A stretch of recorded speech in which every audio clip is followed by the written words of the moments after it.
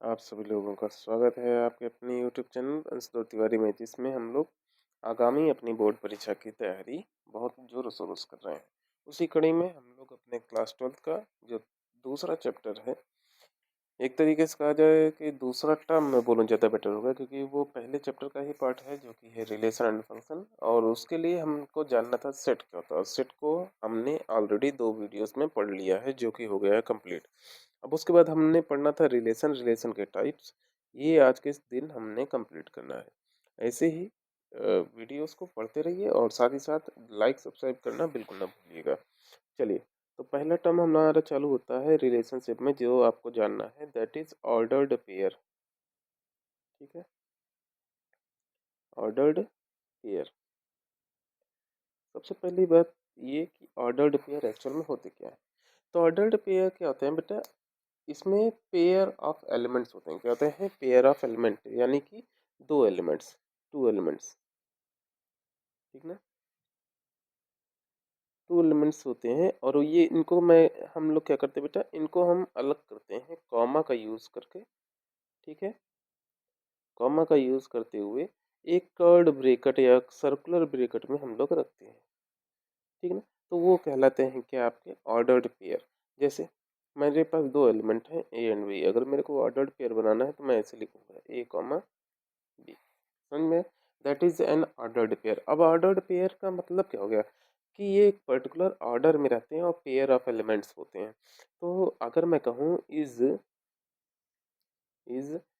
A B is equal to B A, तो ये if, अगर अगर इफ ए और बी एक दूसरे के इक्वल नहीं है, अगर ये एक दूसरे के इक्वल नहीं है तो ये इक्वल कभी नहीं होगा। ये इक्वल कब होगा, दो एलिमेंट्स, दो ऑर्डर्ड पेयर इक्वल कब हो सकते हैं, जब वो एलिमेंट भी क्या हो जाए बेटा, if A is equal to B. अब इसी तरीके से तो एक नंबर का प्रश्न है आपका कि इफ दो ऑर्डर्ड पेयर आपके इक्वल है। ठीक है, देन ये याद रखिएगा, पहला वाला पोजीशन पहले वाले के इक्वल होगा और दूसरा वाला पोजीशन वो किससे होगा, दूसरे वाले के equal. That is A is equal to C and B is equal to D. ठीक, अब बात आता है कि ऑर्डर्ड पेयर ये बनते कैसे हैं, तो हाउ इट इज फॉर्म। तो पहली बात ये याद रखना कि ऑर्डर्ड पेयर जो होता है ना बेटा, ये बनते हैं आपके प्रोडक्ट से। किससे? प्रोडक्ट से, मल्टीप्लीकेशन से। मल्टीप्लीकेशन किसका? Multiplication of elements. किसका बेटा? Elements, product of element. अब वो एलिमेंट जो होते हैं ना, एटलीस्ट आपके कितने सेट होने चाहिए, two sets of two sets. ठीक है, दो सेट के एलिमेंट्स का जब आप प्रोडक्ट करते हैं तो आपको क्या बनता है, ऑर्डर्ड पेयर बनता है। और उसी ऑर्डर्ड पेयर को हम लोग एक नए टर्म के रूप में जानते हैं, that is known as Cartesian, Cartesian product. तो क्या कहते हैं हम लोग, उसको हम लोग कहते हैं कार्टेशियन प्रोडक्ट कहते हैं। ठीक है ना, तो ये टर्म आपने याद रखना है, कार्टेशियन प्रोडक्ट एक्चुअल में होता क्या है। तो कार्टेशियन प्रोडक्ट और कुछ नहीं होता बेटा, ये होता है दो सेट्स का एक के ऊपर दूसरे की डिपेंडेंसी, या कैसे एक सेट दूसरे के ऊपर डिपेंड करता है। अब जैसे मेरे पास है, इमेजिन करिएगा, मेरे पास है दो सेट। इमेजिन करिएगा मैंने एक सेट ले लिया ए, जिसके अंदर एलिमेंट है ए बी सी। ठीक है, एक सेट ले ले रहा हूँ बी, जिसके अंदर एलिमेंट्स हैं 1 2 एंड 3। अगर मेरे को बताना है कि मेरे को इन दोनों का कार्टेशियन प्रोडक्ट चाहिए, तो सबसे पहली बात, कार्टेशियन प्रोडक्ट बनता कैसे है। तो कार्टेशियन प्रोडक्ट को हम लोग रिप्रेजेंट करते हैं ए क्रॉस बी के रूप में। ठीक है, और ये बनाते हैं हम, एक एलिमेंट को उठाते हैं और उसके सभी पॉसिबल पेयर्स बनाते हैं, लाइक 1 के साथ, 2 के साथ है, 3 के साथ, तीनों के साथ पर्टिकुलर पेयर बनाते हैं। अब वो बनाते हुए हम लोग क्या करते हैं, ब्रैकेट्स का यूज करते हैं, A1 A2 A3।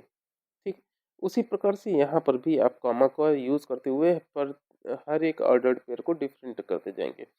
Similar way में बी के साथ बनेगा B1 B2 B3। ठीक, C1 C2 एंड C3। ये आपके बन गए कितने बेटा, ये टोटल बन गए आपके 9 ऑर्डर्ड पेयर। तो आप इन 9 ऑर्डर्ड पेयर को एक कर्ली ब्रैकेट यानी कि एक सेट के फॉर्म में लिख देते हैं, तो वही क्या कहलाता है आपका, वही आपका बन जाता है Cartesian product of two sets. अब ये दो सेट के कार्टेशियन प्रोडक्ट बनाने के लिए दो तरीके हैं, एक आप डायरेक्ट कर सकते हैं, दूसरा क्या है भाई, आप सेट के रूप में इसको रिप्रेजेंट कर सकते हैं। कैसे? सेट के रूप में, जैसे ये देखिए मैंने वेन डायग्राम के रूप में दो बना लिए, A and B, that is A B C, 1 2 and 3।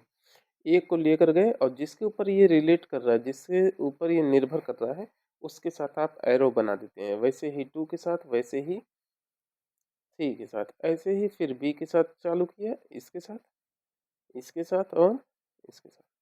Similar way में आपका सी के साथ रिलेशन होगा, सी का तीनों के साथ रिलेशन बन जाएगा, तो आपके टोटल 9 ऑर्डर्ड पेयर बन जाएंगे। एक नियम याद रखिएगा, जैसे मैंने कहा कि ऑर्डर्ड पेयर होते क्या हैं, तो मैंने दो सेट के लिए, तो इसका एक डेफिनेशन होता है कि ये ऑर्डर्ड पेयर बनाते हैं, और ऑर्डर्ड पेयर में जो पहला वाला है वो पहले वाले के बराबर होता है, यानी कि A is belongs to A and B is belongs to B, पहली बात। सिमिलर वे में एक नियम है, नियम रूल है, एक रूल को भी याद रखिएगा कि दो कार्टेशियन प्रोडक्ट अगर दोनों डिफरेंट आपके सेट हैं, set A and set B आपके डिफरेंट हैं, then A will be not equal to B cross A, if A is not equal to B. अगर ए और बी दोनों बराबर नहीं है तो आपका याद रखना है कि ये आपका पॉसिबल ही नहीं है कि वो दोनों सेट के कार्टेशियन प्रोडक्ट क्या हो जाए, समान हो जाए। अब तीसरा बात है कि कार्टेशियन प्रोडक्ट में टोटल नंबर ऑफ जो ये पेयर बन रहे हैं, टोटल नंबर ऑफ पेयर, वो आपको याद रखना है। उसके लिए जैसे इफ मैंने यहाँ रूल लिख दे रहा हूँ, if number of element in A is equal to P and number of element in B is equal to Q, then number of element in A cross B will be equal to P into Q। ये याद रखना है। तो देखिए P के पास थे 3 element, Q के पास थे 3 एलिमेंट, दोनों के पास मिला के हो जाएंगे कार्टेशियन प्रोडक्ट में, दैट इज 9 एलिमेंट। आप काउंट कर लीजिए, 3 ये बने, 3 ये बने और 3 ये बने, टोटल आपके 9 एलिमेंट्स यहाँ पे बन के तैयार हो गए। ठीक है, साथ ही साथ अगर ऐसा सिचुएशन आ जाए कि इन दोनों में से कोई एक आपका इनफाइनाइट हो जाए या फिर दोनों के दोनों इनफाइनाइट हो जाए, इस सिचुएशन में आपने याद रखना है if number of element is equal to infinite और number of element in B is equal to infinite, कोई एक या दोनों, कोई भी उससे मतलब नहीं है, then number of element in A cross will be equal to infinite। Similarly number of element in A is equal to 5 अगर इसमें एक भी एलिमेंट नहीं है, या फिर number of element in B is equal to 5, then number of element in A cross B will be 5, उसमें भी आपको एक भी एलिमेंट नहीं मिलने वाले हैं। ठीक है, अब इसी तरीके से आपने याद रखना है एक term that is known as ordered triplet. क्या कहलाता है भैया? ऑर्डर्ड ट्रिपलेट एक टर्म के बारे में जान लीजिएगा, ये तो आता नहीं है लेकिन आपने याद रखना है, ऑर्डर्ड ट्रिपलेट। ठीक है,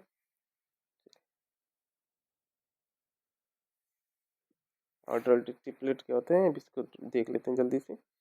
ऑर्डर्ड ट्रिपलेट क्या होते हैं, जैसे ऑर्डर्ड पेयर में दो थे ना, वैसे ट्रिपलेट में कितने होते हैं बेटा, 3 एलिमेंट्स होते हैं। कितने होते हैं? 3। तो ये बनता कैसे, तो ये बनते हैं आपके 3 सेट के कार्टेशियन प्रोडक्ट से, और इसमें आते हैं 3 यानी कि ट्रिपलेट्स आपके आते हैं, जिसमें जिसमें पहला वाला पहले से बिलोंग करता है, दूसरा वाला दूसरे से और तीसरा वाला तीसरे सेट से बिलोंग करता है। ठीक है ना, बस इतनी सी बातें आपने याद रखनी है। चलिएगा, अच्छा यहाँ पर जब कार्टेशियन प्रोडक्ट हम लोग का बन जाता है कि नहीं, 2 सेट या 3 सेट का कार्टेशियन प्रोडक्ट बनता है, तो कार्टेशियन प्रोडक्ट बनने के बाद ही आप समझ पाते हैं कि एक्चुअल में आपका ये क्या कहते हैं कि आपके रिलेशन क्या होते हैं। तो रिलेशन के बारे में हम सीधे पहुँचते हैं, 1 मिनट का समझ लीजिएगा, पेज पलट लेते हैं। तो चालू करना था हमने कि एक्चुअल में रिलेशन क्या होता है, तो मैं बात कर रहा था कि रिलेशन कुछ नहीं होता, ये सबसेट्स होते हैं। चलिए, तो यहीं पे मैंने बोल ही दिया है, तो ये समझ लीजिएगा, इट्स अ सबसेट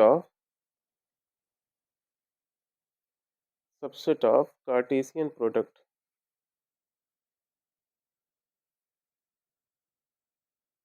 ठीक ना, रिलेशन क्या होते हैं, ये सबसेट होते हैं कार्टेशियन प्रोडक्ट के।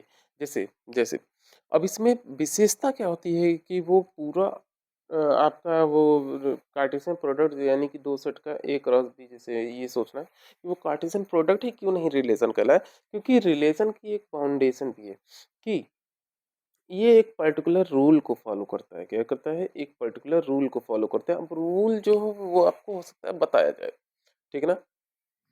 रिलेशन को रिप्रेजेंट करते हैं आर से, और ये क्या होता है? ये सबसेट होता है ए क्रॉस बी का, ठीक है?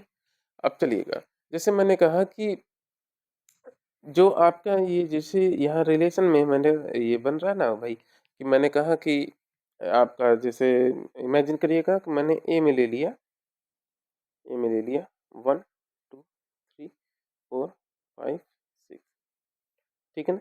अब बी में ले लिया, जैसे बहुत ज़्यादा ले ले रहा हूँ भाई, ये 4 तक लीजिए, 5 और 6 को हटा देते हैं। बी में ले रहा हूँ 1 2 3 4 5 6 7 8 9 10, इसी हिसाब से ये कंटिन्यू रहेगा, ठीक है? अब मैं कह दूँ कि आप बनाइए रिलेशन ए से बी पर, रिप्रेजेंट कैसे करते हैं देख लीजिएगा। Relation such that A relates to B. अब ये ए जो ए से बी पे जो रिलेशन है वो कुछ इस प्रकार से है, such that A is B is equal to A square, ठीक है ना? B is equal to A square, where A belongs to A and B belongs to B. मेरा यहाँ थोड़ा-सा मैंने वो सही से डेफ़िनेशन लिखा नहीं लिखा है, तो मैं क्या कह रहा हूँ कि आपने बनाना है B such that it is equal to A square, ठीक है? यहाँ पर ये समझ लीजिएगा। अब मेरे को ये बनाना है, तो मैं कैसे बनाऊँगा भाई? मेरा तो अगर मैं कार्टेशियन प्रोडक्ट बनाता तो ये 3 हैं, ये टोटल आपके 16 हैं, मान लीजिए 16 तक लेके जा रहा हूँ। 16 3 48, कार्टेशियन प्रोडक्ट में number of element in Cartesian product A cross B आपको मिलता कितना बेटा? 48 मिल जाता। लेकिन अब इस रिलेशन को फॉलो करूँगा, इस रूल को जब मैं बनाऊँगा तो मैं क्या करूँगा भाई? जैसे मैंने ये लिख दिया 1 2 3 4, इधर मैंने रिप्रेजेंट करना चालू किया 1 2 3 4 5 6 7 8 एंड यहीं पे कहीं लिख दे रहा हूँ 9, ठीक है? 9 तक लेके जा रहा हूँ, उसके बाद डॉट डॉट डॉट लगा दे रहा हूँ। ये देखिए 1 तो 1 से रिलेट कर रहा है, 2 4 से रिलेट कर रहा है, 3 आपका 9 से रिलेट कर रहा है और 4 इसी हिसाब से रिलेट करेगा। अब देखिएगा रिलेशनशिप में, रिलेशन में जो ना क्या होता है कि जो ये वाला जैसे ये ए है ये बी है, बी के ना सम एलिमेंट्स में कुछ एलिमेंट्स इसके क्या होते हैं में नॉट पार्टिसिपेट, कुछ एलिमेंट्स हो सकते हैं वो पार्टिसिपेट ना करें इन रिलेशन, ठीक है ना? ये है खासियत इसकी, ठीक है? अच्छा, रिलेशन का जैसे मैंने कहा ना कि समझिएगा, जैसे इसको रिप्रेजेंटेशन, जैसे मैंने कह दिया कि रिलेशन है, ठीक है? तो इसके जो पहला जो ये सेट है ये आपका क्या कहलाएगा? डोमेन कहलाएगा, ठीक है? और ऑर्डर्ड पेयर के जो एलिमेंट्स आपके पार्टिसिपेट कर रहे हैं 2 4 9 16, ये जो पार्टिसिपेट कर रहे हैं यानी कि मैं ऑर्डर्ड पेयर के रूप में लिखूं ए बी, ये रिलेशन है, ठीक है? तो ये जो होते हैं ये आपके क्या हो गए बेटा? ये हो गए आपके डोमेन्स, ठीक? और बी क्या है? ये इमेज है किसका? फर्स्ट एलिमेंट्स का, ठीक है ना? ये पहले एलिमेंट्स क्या होते हैं बेटा? आपके इमेज होते हैं, ठीक? अब किसी रिलेशनशिप को, रिलेशन को ना रिप्रेजेंट करने का तरीका है रिप्रेजेंटेशन, ठीक ना? अब रिप्रेजेंटेशन जैसा कहेगा, रिप्रेजेंटेशन ऑफ रिलेशन जैसा वो डिमांड करेगा एग्जामिनर, वैसे आप रिप्रेजेंट करोगे, अपने मन से तो कर नहीं सकते। तो उसको रिप्रेजेंट करने के दो तीन तरीके हैं। एक तो होता है रोस्टर फॉर्म, ठीक? दूसरा है दूसरा है आपका सेट बिल्डर फॉर्म, जिसमें हम लोग लैंग्वेज लिखते हैं। रोस्टर फॉर्म में याद होगा कि डायरेक्ट हम लोग एलिमेंट्स को लिख देते हैं। सेट बिल्डर फॉर्म में यहाँ पर इसके एलिमेंट्स को लिखने की जगह पे रूल लिखते हैं। और तीसरा है आपका एरो डायग्राम, जो अभी आप लोगों ने यहाँ पर देखा। ठीक है। तीसरा है आपका एरो डायग्राम। ठीक। तो तो अब समझिए, रोस्टर फॉर्म में मेरे को इसको लिखना पड़े तो मैं कैसे लिखूंगा? आर इज इक्वल टू, एक जो है वो एक से रिलेट कर रहा है, दो जो है वो चार से रिलेट कर रहा है, तीन जो है वो नौ से, और चार जो है वो किससे? 16 से। ठीक। ये सभी क्या हो गया बेटा? ये रिलेशन के रोस्टर रिप्रेजेंटेशन हो गया। सेट बिल्डर में R such that R is equal to A B such that b is equal to a square where a belongs to a and b belongs to b। समझिएगा। अब ये है सही definition, ये है सही रिप्रेजेंटेशन डिफिनीशन का, ठीक ना। चलिए, अब एक चीज याद रखेंगे रिलेशन का, मैंने एक रूल आपने याद रखना है।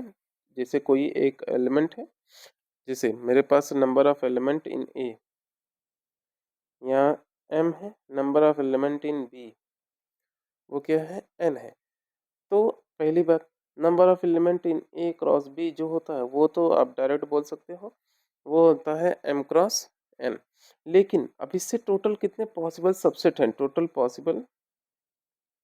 टोटल नंबर ऑफ सबसेट्स, कितने सबसेट बन सकते हैं, कितने टाइप से रिलेशन बन सकते हैं उन सेट ए और बी के बीच में? तो वो होता है 2m×n, यानी कि टोटल एलिमेंट्स के जितने भी मल्टीप्लिकेशन है। तो चलिए, एक नंबर आपका यहाँ पर सिक्योर किया जाता है, वो है total possible number of relation. ठीक है।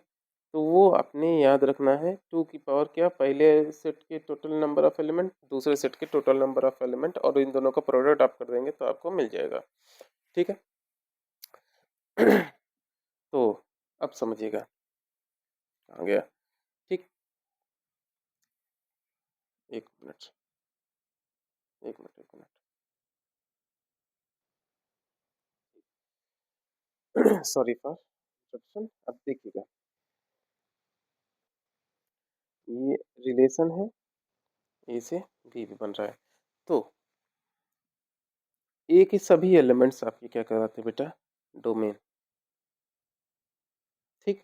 जो पार्टिसिपेट कर रहे हैं, जो नहीं पार्टिसिपेट कर रहे हैं, सभी, ऑल एलिमेंट्स, ऑल एलिमेंट्स, चाहे वो पार्टिसिपेट कर रहे हो रिलेशन में या ना कर रहे हो, आप सभी को लेंगे। उसी प्रकार से बी के वो एलिमेंट जो पार्टिसिपेट कर रहे हैं या नहीं कर रहे हैं, सभी सभी ऑल एलिमेंट्स ऑफ बी जो है वो क्या कहलाते हैं बेटा? उनको कहते हैं हम लोग को डोमेन। क्या कहते हैं? को डोमेन। और इसी के पार्टिसिपेंट्स, यानी कि जो पार्टिसिपेट कर रहे हैं, पार्टिसिपेंट जो पार्टिसिपेट कर रहे हैं, उनको आप लोग कहते हैं बेटा रेंज। क्या कहते हैं हम लोग उसको कहते हैं रेंज। ठीक। तो अब एक चीज और समझिएगा, क्या? ये तो आपका होगा बेसिक सभी प्रकार के, मतलब बेसिक ऑफ रिलेशन। अब आपने पढ़ना है टाइप ऑफ रिलेशन। क्या पढ़ना है भाई? Type of relation. चलिए कंटिन्यू करते हैं उसको भी। चलिए, हम लोगों ने पढ़ना है टाइप ऑफ रिलेशन, जो 12th के सिलेबस का है, टाइप्स ऑफ रिलेशन। ठीक ना। तो टाइप ऑफ रिलेशन को पढ़ते हुए सबसे पहली चीज आपने क्या याद रखनी भाई, कि यहाँ पर जो टाइप आपको पढ़ने हैं वो पढ़ने हैं ऐसे रिलेशन जो कि एक ही सेट पर हो। ठीक ना। मैंने क्या कहा? ये ऐसे टाइप ऑफ रिलेशन होते हैं जो सिंगल सेट पे ही होते हैं, इसमें दो सेट्स, डिफरेंट सेट्स की जरूरत नहीं होती है, वो सेम टू सेम पे ही पढ़ने हैं हमने। ठीक है। तो सबसे पहली बात, पहला जो टाइप ऑफ है वो है एम्प्टी और वॉइड रिलेशन। एम्प्टी और वॉइड रिलेशन। अब इसमें क्या होता है ना, कि एक ऐसा type of relation where no element, कोई भी एलिमेंट नहीं, no element of A is related to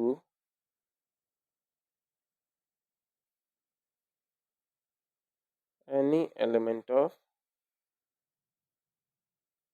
ए कोई एक एलिमेंट ए का कोई भी एक एलिमेंट वो दूसरे मतलब उसी सेट के दूसरे या उसी कोई भी एलिमेंट से रिलेट नहीं करता है, तो ऐसे रिलेशन क्या कहते हैं आपके एम्प्टी या वॉइड रिलेशन कहलाते हैं। तो ऐसे रिलेशन को आप रिप्रेजेंट करते हैं फाई से और वो सबसेट होता है किसका ए क्रॉस ए का। मैंने कहा था ना रिलेशन क्या होता है सबसेट होते हैं और फाई जो है वो सभी या एम्प्टी सेट जो है वो सभी टाइप ऑफ सेट से क्या होते हैं बेटा सबसेट होते हैं। ठीक है, चलिए अब देखिएगा दूसरा क्या है यूनिवर्सल सेट।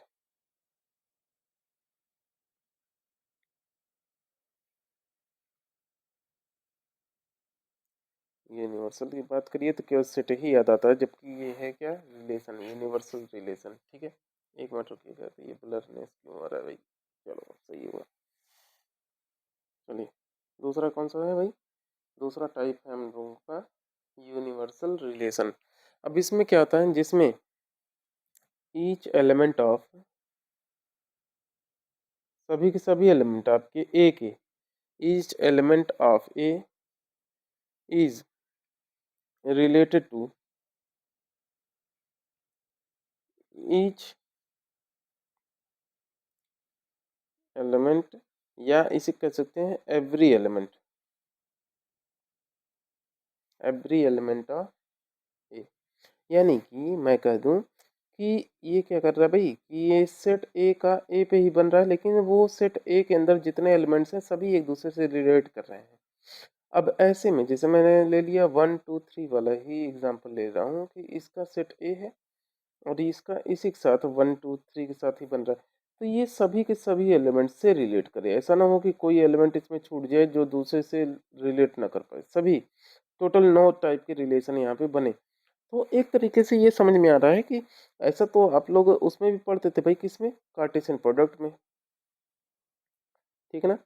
तो कार्टेशियन प्रोडक्ट में क्या करता है भाई कि वहाँ पे दो डिफरेंट सेट लेते थे, नहीं ऐसा जरूरी नहीं है, आप सेम सेट के साथ भी कार्टेशियन प्रोडक्ट बना सकते हैं जो कि है ए क्रॉस ए। तो यहाँ पर जो रिलेशन आपका बनेगा वो क्या है यूनिवर्सल सेट है, सभी एलिमेंट सभी से पार्टिसिपेट कर रहे हैं, सभी से रिलेट कर रहे हैं। तो एक तरीके से वो रिलेशन किसके बराबर हो गया बेटा, वो कार्टेशियन प्रोडक्ट के। और यही तो बात है, ये सबसेट का ये जो सिंबल है वहां पर ये वाला सिंबल जो है वो इक्वलिटी को ही रिप्रेजेंट करता था। समझ में आया ना। तीसरा तीसरा identity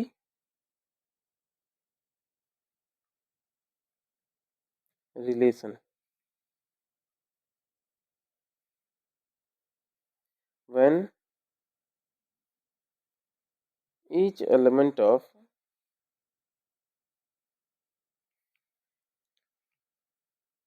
A is related to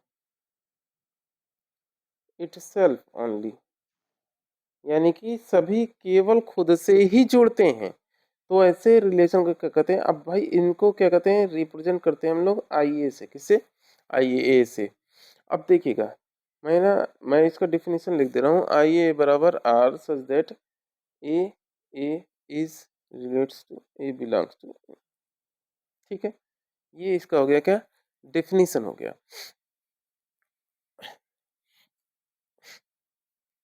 तो ठीक है, इसमें सभी के सभी मतलब जो भी आपके रिलेशन में एलिमेंट होंगे, जैसे यहाँ पर मैंने लिख दिया 1 1 2 2 3 3, ये क्या है आइडेंटिटी रिलेशन। कैसा रिलेशन है आइडेंटिटी रिलेशन। अभी देखिएगा मैं थोड़ा सा कंट्राडिक्शन तैयार करने चल रहा हूँ, तो थोड़ा सा ईमानदारी और गौर से देखिएगा। चौथा रिफ्लेक्सिव रिलेशन।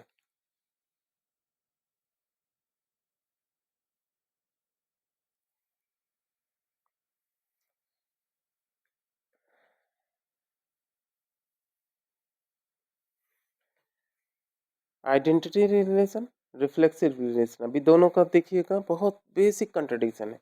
एक रिलेशन आर जो है वो रिफ्लेक्सिव कहलाएगा अगर इसके अंदर मेरा ऑर्डर्ड पेयर बनाया मैंने, if A A belongs to relation R, जिसमें ए जो है वो बिलोंग कर रहा है किससे ए से, ठीक ना, ए का ही तो पार्ट है। ठीक, अब देखिएगा उदाहरण उदाहरण इसमें भी सेम टू सेम ही होनी चाहिए, सेम टू सेम। अब देखिएगा मैंने एक उदाहरण ले लिया, एक रिलेशन है आर, तो ये 11 11 जैसे मैंने ले लिया। अब इसके अंदर मैं समझ लीजिएगा कि मैं ले रहा हूँ 11 12 और एक आध दो और मान लेते हैं 15 13 15 ऐसा कुछ मान लेते हैं, ठीक ना। एक रिलेशन है ए, ठीक, एक सेट है ए। अब मैं कह रहा हूँ कि इसका मेरे को रिलेशन बना है, इसमें कुछ मैं ऐसे रिप्रेजेंट कर दे रहा हूँ 12 12 11 12 15 15 11 15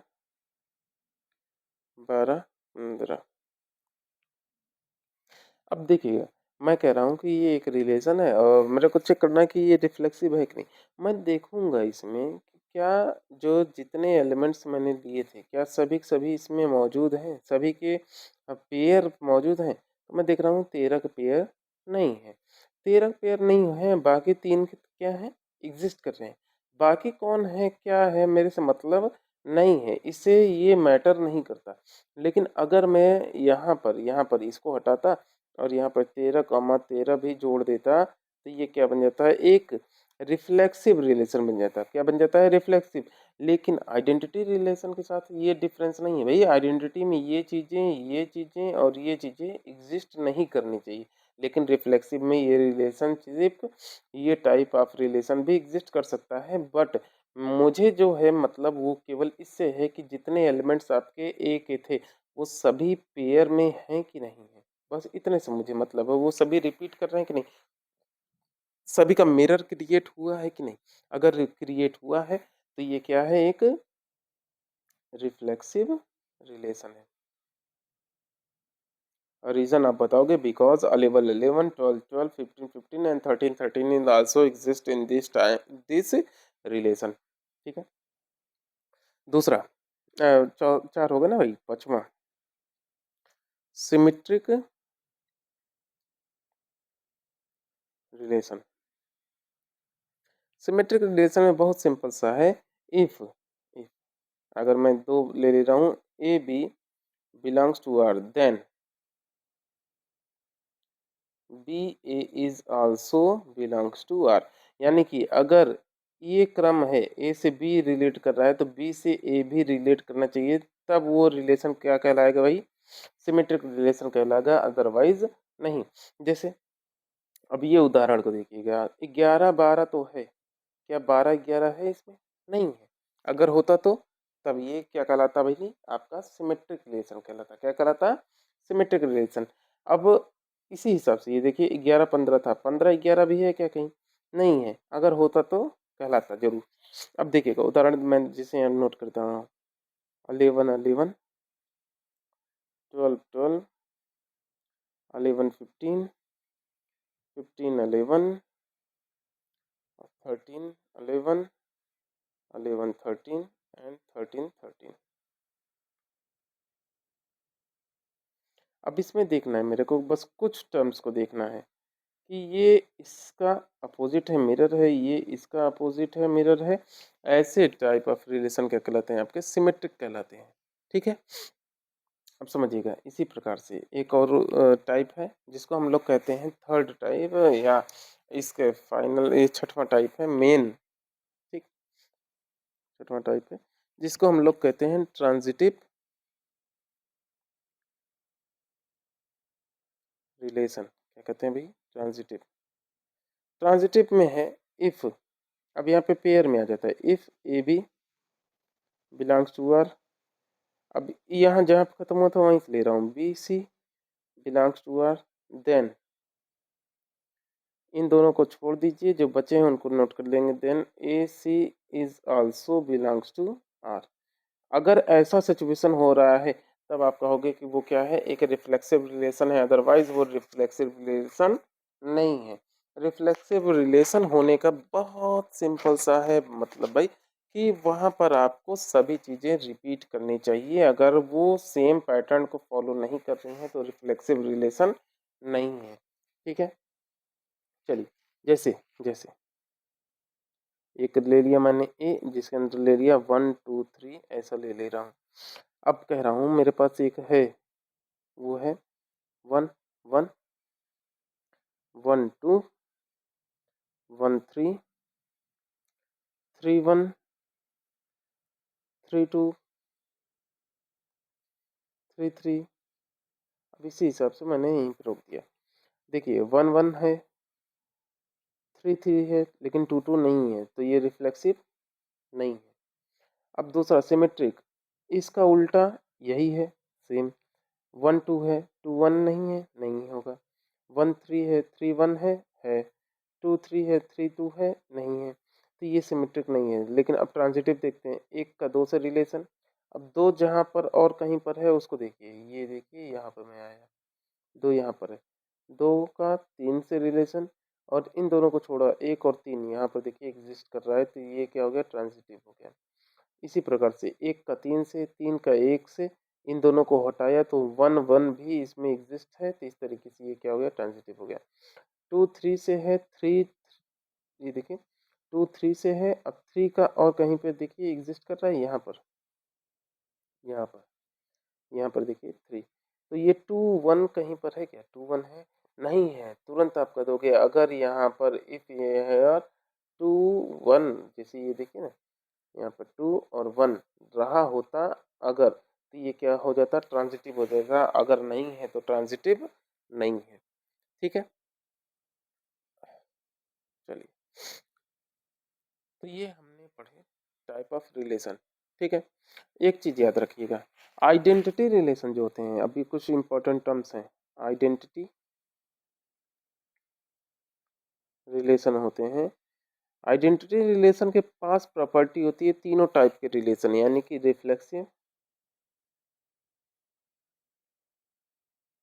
सिमेट्रिक और ट्रांजिटिव। ये तीनों तीनों की प्रॉपर्टी को अकेले होल्ड करता है।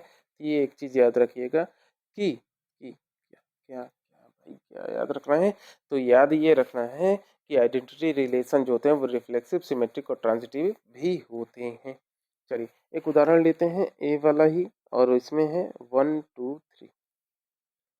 ठीक है, अब मेरे को ये पूछना है भाई, मुझको ये पूछना है कि मैं एक रिलेशन बना रहा हूँ आर, और कुछ इस प्रकार से है, किसके अंदर है 1 1 2 3 2 2।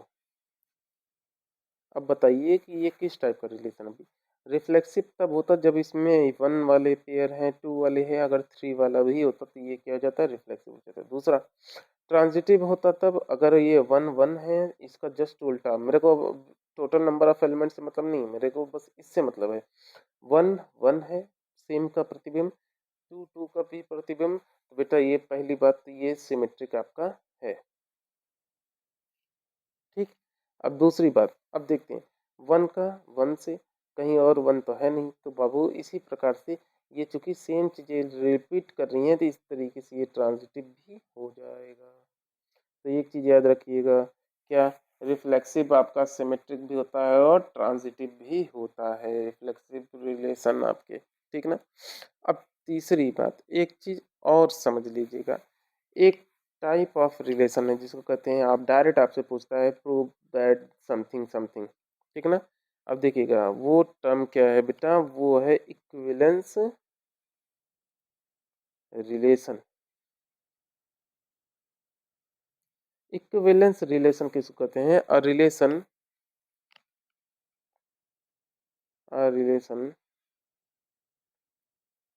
That hold all properties of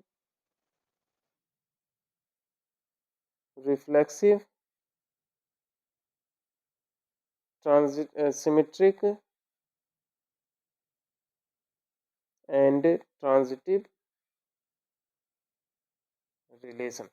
यानी कि एक ऐसा रिलेशन जो कि रिफ्लेक्सिव भी हो, सिमेट्रिक भी हो और ट्रांजिटिव भी हो, और ये सारी चीजें, ये तीनों प्रॉपर्टीज एक साथ जिस रिलेशन में एग्जिस्ट करती हैं उनको क्या कहते हो आप, इक्विवेलेंस रिलेशन कहते हो। और यही आपके डायरेक्ट एग्जाम में आता है, प्रूव सम रिलेशन को वो दे देगा और आपसे कहेगा कि प्रूव करिए कि ये क्या है, ये एक इक्विवेलेंस रिलेशन है।